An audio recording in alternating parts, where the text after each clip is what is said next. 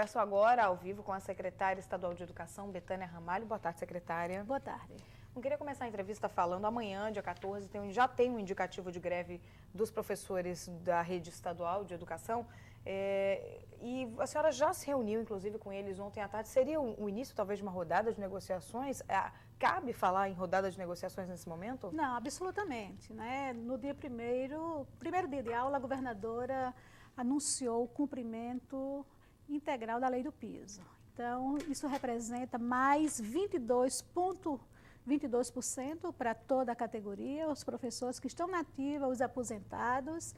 E nessa antecipação, juntando com os 34% que foi concedido entre setembro e dezembro, o aumento real de 63,77% é inédito no Rio Grande do Norte. Em 6 meses de governo, em 14 meses de governo, mas em 6 meses os professores têm esse reconhecimento.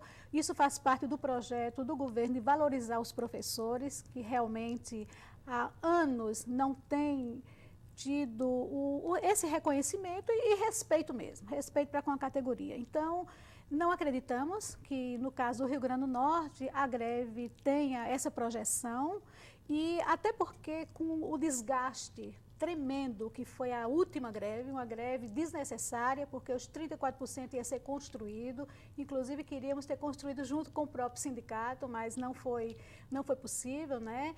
E não cremos, né? Eu queria inclusive chamar a atenção para que os professores, eu acho que eles devem ter um engajamento, né, nacional, porque a categoria reunida tem que correr atrás dos seus direitos. Mas há muitas maneiras de você ter realmente uma programação dentro de um movimento nacional, discutindo dentro da própria escola, sem paralisar as aulas. Façam programações, envolvam os alunos, as famílias. Eu acho que o que tem que avançar agora, principalmente no Rio Grande do Norte, é a construção verdadeira da carreira de professor, da profissionalização desses professores, que vão implicar em mais formação, mas também resultados. Nós queremos que, com isso, os professores reconheçam que nós vamos sim fazer cobranças em relação ao acompanhamento do processo ensino-aprendizagem, já que os direitos estão sendo dados, não é, concedidos, respeitados. É muito importante que a sociedade também acompanhe, cobre resultados, porque, como eu tenho dito,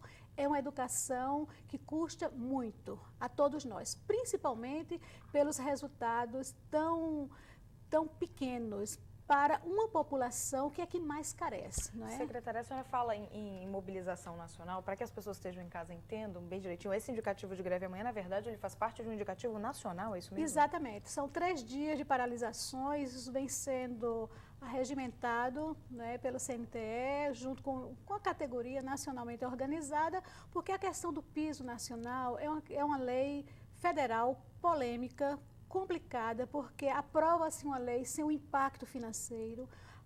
A maioria dos estados não tem condições de aprovar a lei com seus desdobramentos, porque o problema não é garantir o piso, são os desdobramentos que essa lei provoca em toda a carreira, horizontal e verticalmente.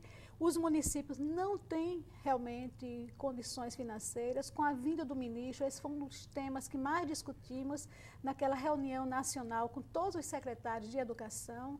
Veja só, o dilema é você cumprir essa lei, é constitucional, e você ficar praticamente com o financeiro bastante afetado só com o pagamento de pessoal. Então, muitos secretários e nós todos lá preocupados com o índice. O problema é que o índice é construído a partir do custo aluno do Fundeb. E sabe-se que é um índice que, mesmo para valorizar os professores, ele não tem sustentabilidade financeira. Nem os estados não continuarão, não poderão continuar com esse índice, e aí existe realmente um compromisso do ministro Mercadante, em promover estudos, em tentar resolver uma questão que realmente vai inviabilizar financeiramente se continua com esse índice, porque se o INPC está em menos de 6%, imagine um índice de 22,22%. Então, realmente o problema é financeiro, é econômico, mas também é previdenciário, porque incide nos professores da ativa e inativos, e isso realmente vai gerar um complicador para a manutenção não só do salário do professor, mas da própria escola, do próprio aluno, que precisa ter o investimento, tanto na infraestrutura, na alimentação, no transporte.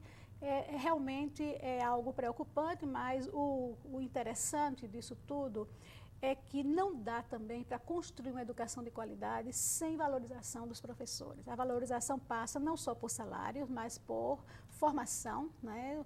Os professores têm que ter oportunidade de ter uma formação, ter instrumentos bons, atualizados, materiais, escolas bem equipadas, para que possam realmente organizarem-se bem e cumprir muito bem uma tarefa, que é uma tarefa que tem uma demanda, não é, de esforço.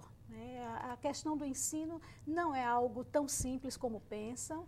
Portanto, nós estamos estimulando e assim, sonhando, né, que com o projeto de valorização que o Brasil também vem anunciando para os professores, a gente possa transformar isso em qualidade, né, uma boa prestação do serviço público, não é, como é a educação pública. Secretária, ainda falando da questão do plano de salário nacional, do piso, perdão, nacional, o governo, dia 1º de março, anunciou que vai pagar, vai cumprir com esse piso. Gostaria que a senhora detalhasse um pouquinho o cronograma de pagamento, que os professores podem ainda estar com alguma dúvida, alguma coisa nesse sentido. Na verdade, não teria dúvida. A partir do mês de março, os professores que estão nativas em atividades pedagógicas, em sala de aula, na gestão, em escolas, isso está tranquilo. A partir de março, os professores receberão. Os professores aposentados, aqueles que chamam indevidamente de inativos, eles receberão em 4 parcelas, a partir do mês de abril, maio, junho e julho,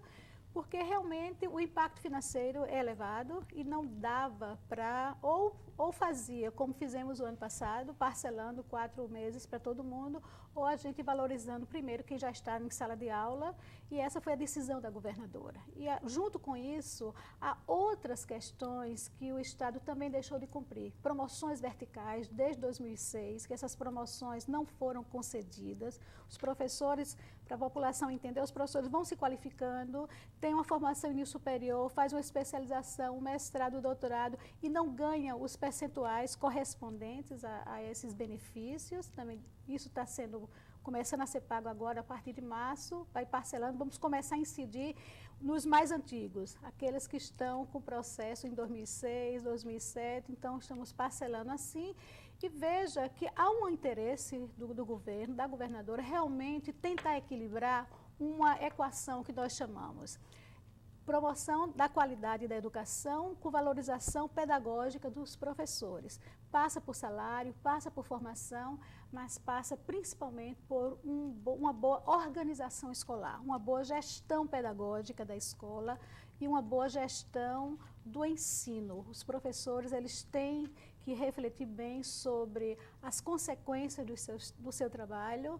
Nós temos que ter uma antecipação em relação a um aluno que aprende ou que não aprende, e o nosso papel realmente é fazer com que os alunos possam se encantarem com a educação, com o estudo, e isso não é uma tarefa fácil. Ok, secretária Betânia Ramalho, muito obrigada pela entrevista. Eu que agradeço mais uma vez. Bom, e o Jornal da Tropical de hoje fica por aqui. Nós voltamos amanhã. Mais notícias locais você confere hoje no Tropical Notícias, logo após a novela Rebelde. Para você, até amanhã.